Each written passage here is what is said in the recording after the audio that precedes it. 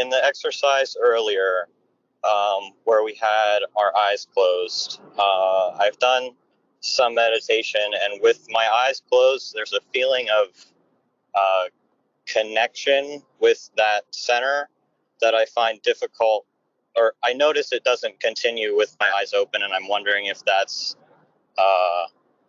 something I'm falling short in, or if that's normal. No, you're not falling short in anything, Josh. Be persistent. Be consistent with your wish to learn the truth of yourself. You can do that much, the rest will be done for you. I call it living meditation, walking meditation.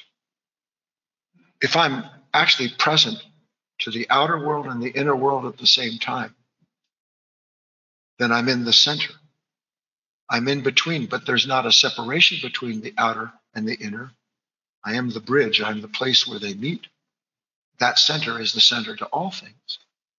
So when I close my eyes, the impressions are naturally limited.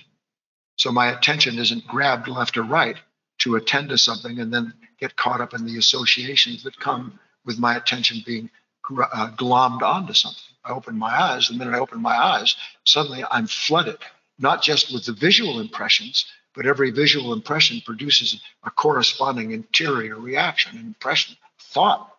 Now the thought comes and my attention goes to that. And that's because that's what's so identity forming.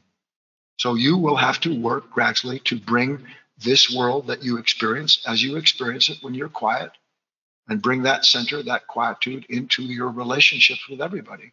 So that God willing, one day, and I'm telling you this is a possibility, you'll be in the midst of a ravening group of human beings at a family gathering or wherever you are, and you will be right in the center, and that peace will be yours. And by the way, the peace that is yours is also the peace that they get to experience, and listen to this, that they don't want.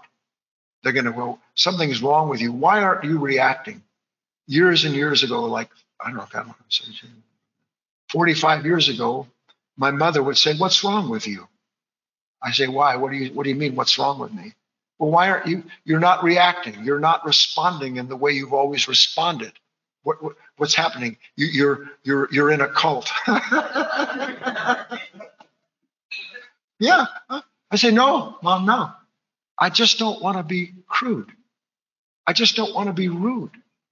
I don't want to be angry. Actually, Mom, I don't want to be here." But I love you. So I will bear what I must bear to be with you. But I will not put up with this. People sniping at each other, using terrible language at a Christmas table. Are you kidding? And at some point, I stopped going. I wouldn't go. Because I said, would you all please not do this? Not in a righteous way. I'm not a righteous person.